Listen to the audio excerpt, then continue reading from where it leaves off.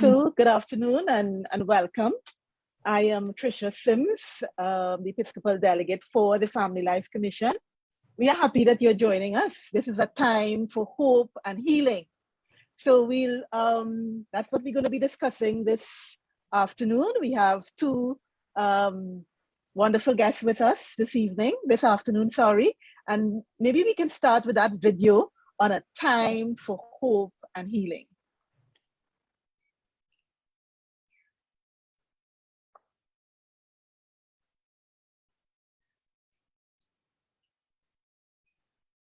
Billings Ovulation Method Association, Trinidad and Tobago, and the Archdiocesan Family Life Commission invite those affected by infertility, difficult pregnancy and/or pregnancy loss to a time for hope and healing. Saturday, May 14th, 1:30 p.m. to 5 p.m. at the Catholic Center and Cathedral of the Immaculate Conception, Port of Spain. Confession available, followed by Holy Mass with His Grace Archbishop Jason Gordon. Register at billingstt.com or 384-1659.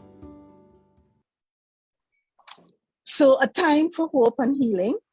And so I want to, welcome our guests. And today we have with us Nicolene Brathwaite Copeland. And we have with us also Pauline Phelps, who is the Billings Ovulation Method Association coordinator. So welcome to both of you, during this Easter time when it's a time for hope and healing. So, as I said, I'm Tricia Sims, the Episcopal Delegate, and we're going to talk about this special event that's happening this Saturday, but we hope will continue throughout the rest of the year. This is the year of the family, and sometimes in the family, we have to talk about topics that we don't like to talk about. And this topic, a lot of families, there's a lot of shame and guilt and a lot of negative feelings around this topic of infertility and pregnancy loss. But we want to bring things out in the open and talk about it so that we can bring healing and hope to families. So at this time, I want to invite Nicolene, if she would share a little experience of her journey with infertility and pregnancy loss with us during this time. Nicolene, welcome, and thank you for being brave enough to speak about this topic. Thank you for having me. So I was diagnosed with PCOS at age 13. And I was told by my gynecologist that I will never get pregnant. So I never expected to be pregnant at all. So in around probably July 2003, I said to myself, I feel like I'm pregnant, but I'm not going to take any test because I know normally when I feel that way, it's always a negative result. So I didn't.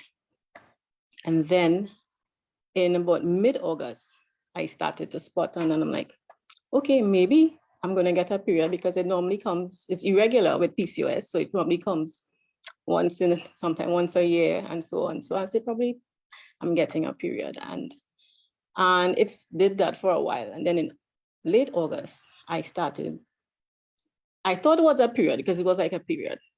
But that happened for a whole month. Still, it was like the end of September, around the 25th or so. With this now, I travel from Grandy to Port of Spain to work every day, actually literally dragging because I am feeling weak and all that. And my manager looked at me and she said, you are not looking good. So she took me to her gynecologist and they gave me some tablets to try to stop the bleeding. And well, then I found out that I was having a miscarriage then, but it didn't work.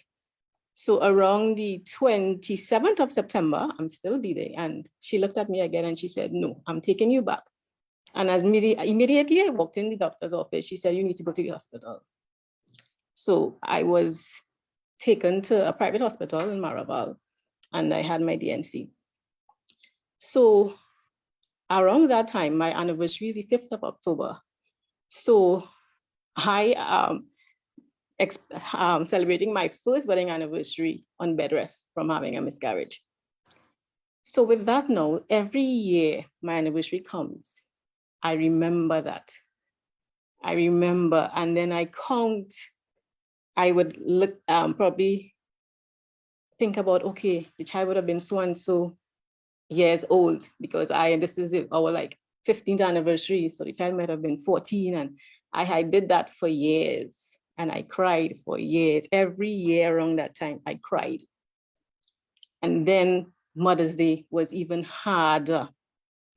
You know, you're looking at people with their children, and Mother's Day was awful. I used to cry every Mother's Day. And then I used to look at my husband as well, and I used to say, but why he acting like this never happened? I am the only one that think about it. I'm the only one that ever so often sit down and cry, and he's like, he's normal. But then when I did the Hope and Healing in 2017, I understood why. And that helped me a lot. I no longer ask him, like, why again? On so like this didn't happen to you. It didn't feel, you know, I used to be doing that to him. And then I realized that he would experience a grief differently.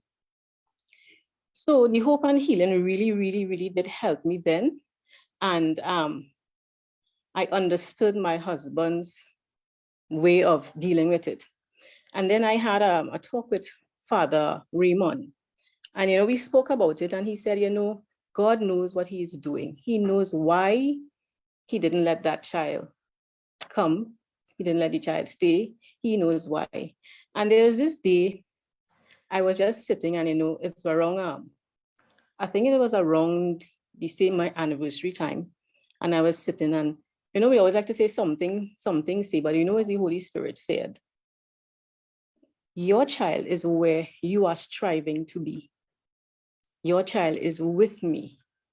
And that hit me really hard, because I'm like, that was like, wow.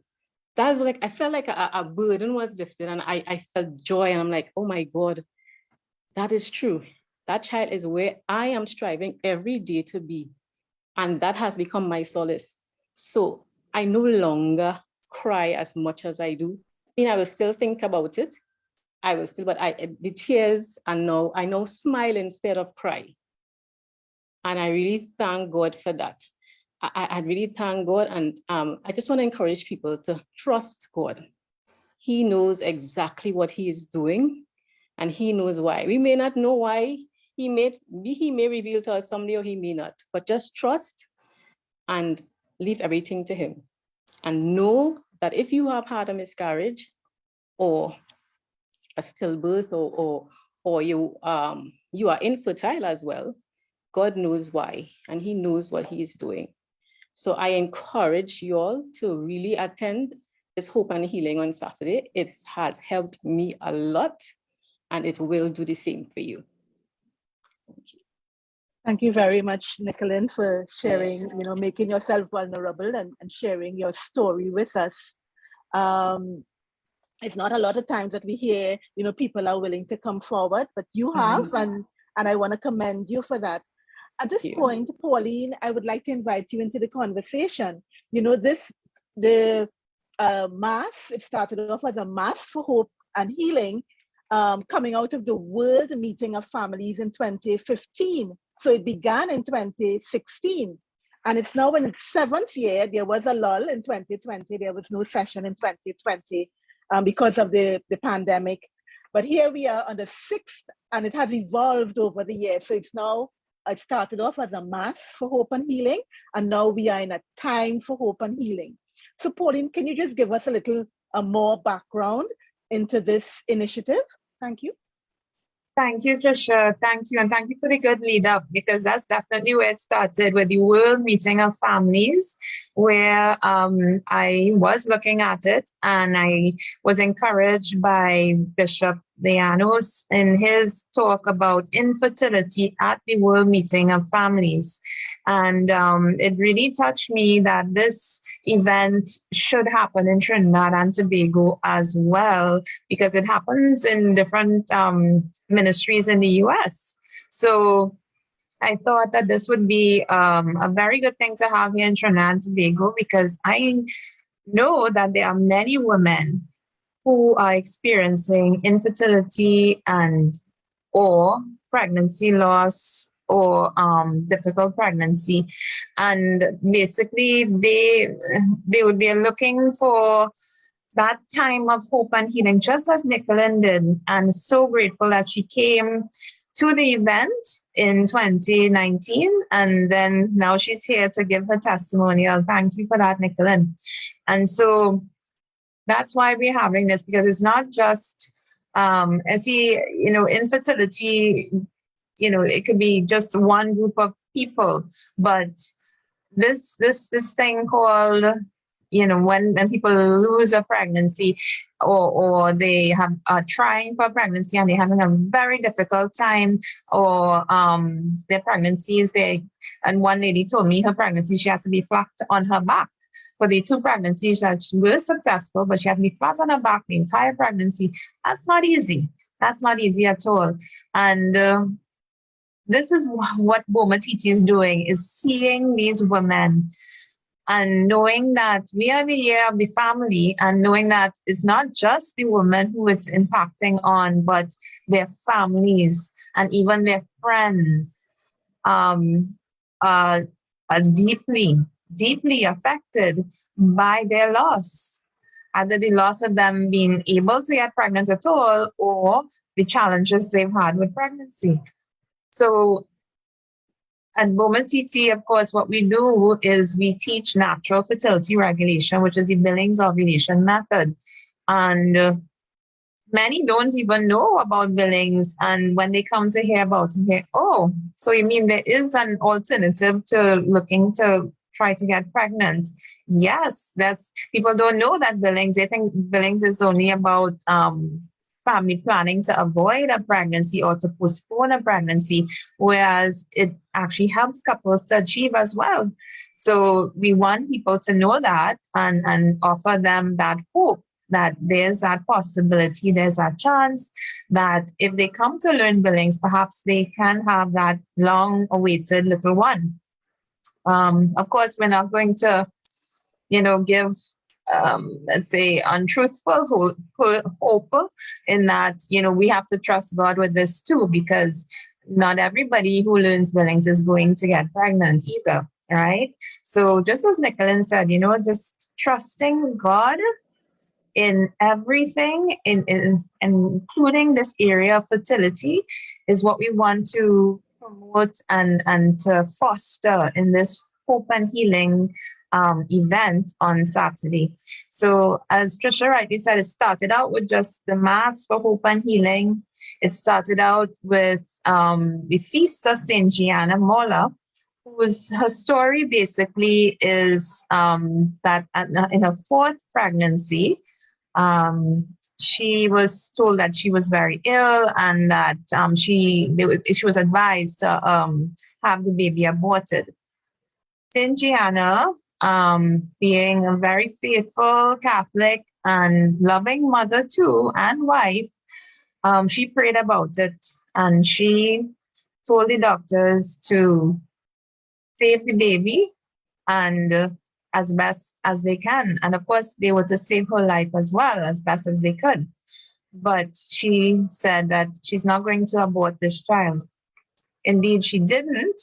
And the baby was born, and Shinjiana lived for a few days after, but she didn't. She succumbed to her illness. Following that, her life, having been so close to God and God's will and his plan for her life, she became a saint in the Catholic Church. And her sainthood was recognized in the church through, of course, what we call the process is canonization. And her daughter and her husband were at her canonization as a saint. And the beautiful, beautiful story about St. Gianna is not just how she lived, but what she continues to do in her life thereafter in heaven. When people ask for her intercession, they have encountered healings and graces from God, including miracles of babies being saved and infertile couples becoming fertile. And so that aspect of the hope and healings, that's where we started, on or around the Feast of St. Gianna Molla, right? And then it developed some more. Yes. Right. So I know it developed, so it's no longer just a mass, but it's also a time for hope and healing. And I'm happy that you say, that we're providing that space and for people to talk and so on. But, it's a journey, as Nicolene said. She used to cry a lot at the beginning on Mother's Day. Last week was Mother's Day. And, I have several friends who are infertile or who are trying to get pregnant and for one reason or another cannot. And Mother's Day, last week was really, really very difficult for them. What can we say?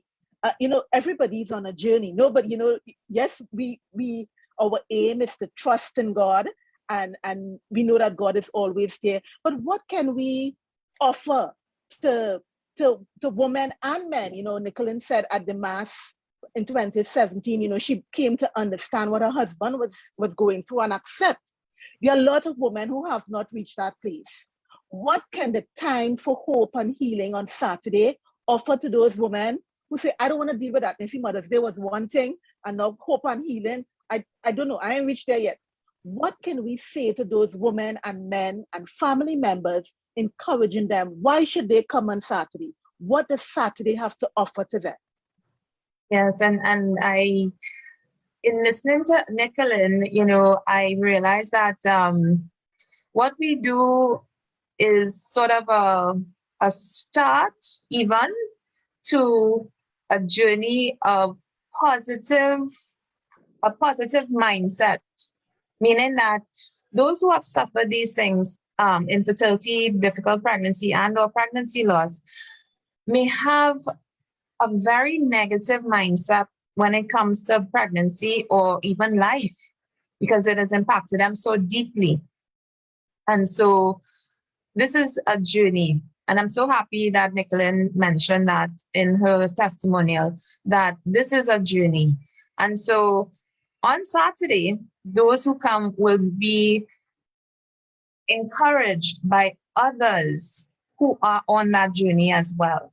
So it's not just, you come and you listen and you go away. No, you come and you get fed. You get fed on, what is the light at the end of this deep and dark tunnel that many others aren't going through, but you are, and your family and your friends. And so if you are in that dark tunnel, it's time to come out. It's time to come out of that dark tunnel. That negativity that you feel that surrounds infertility and pregnancy loss and difficult pregnancy, it's time to get out of that rut and take others with you. Those who are also feeling that negativity and hurt and pain and want to feel the hope that, Easter and, as I said, what blessings God has in store for you, whatever it is, come on Saturday and experience that, where others who are on that journey will be there. There would be a talk by Dr. Margaret Couture, right? That was recorded last year, but she will definitely, she's given us permission to show that video of how she ties in, where you're at right now to where you want to be, right? And in this year of the family, right, Amoris Letitia, the joy of love, we're celebrating the joy of love. And so we're going to be talking about that as well. What is the joy of love in the midst of all of this hurt and pain? What is there that can soothe that pain? And Pope Francis gives us some wonderful words that are going to be shared as well. And there'll be a testimonial and testimonials for those who are coming. So we look forward to seeing you. Right. So it's happening on Saturday, May the 14th, from 1:30 to 5 o'clock. And it's a time for hope and healing. You may be saying, I give up, I don't know. But listen to Nicolene. Nicolene, what can you say to those women and those families who may be saying, I'm not ready. I don't want to go. I'm not ready. Nicolene, what advice can you give to them based on your experience in 2017? Well, being there and seeing other, because normally when you are in this situation, you feel that it's you alone, that you alone are in this situation and you are by yourself. But when you are there and you see all the other women and even their husbands also who come with them, you realize that I am not alone. And when they start to give their stories, you realize that they experience the same thing that you go through. So you realize that you really, really are not alone. And in the grouping, you may also get a friend that you could probably talk to after the journey continues. You have somebody you can talk with, and So I really, really encourage people to go on Saturday. Exactly. Thank you very much. So, Pauline, as we bring this to a close, this little session to a close, this conversation, are there any things that you would like to add before we end? Yes, definitely. I'd like people to register so we know how many are coming. We have lots of room. It's a big cathedral. So please do register. Call us at 384-1659 or go to our website, billingsteaching.com, and click the button to register and just fill out the form, and then you're registered, right?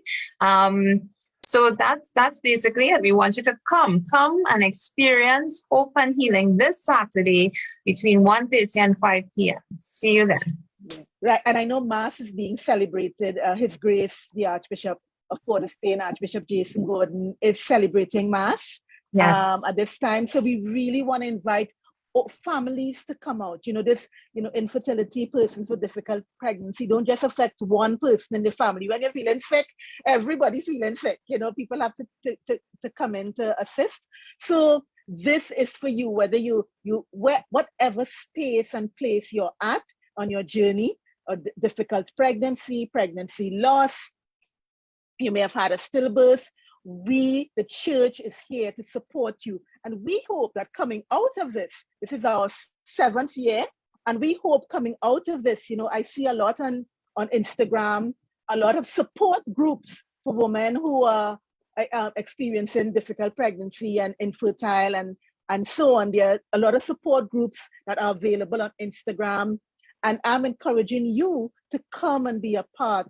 Do away with the shame. This is a time of hope and healing. We thank you for viewing. Thank you, Nicolene, for coming and sharing your journey with us, because that's You're what welcome. it is, a journey. And Pauline, thank you for all the work that you continue to do in encouraging families, not just women, but families to make the journey with their fertility. Thank you, and we look forward to seeing all of you on Saturday from 1:30 to 5. God bless you. Okay, bye. Thank you. Thanks, Nicolene. Welcome.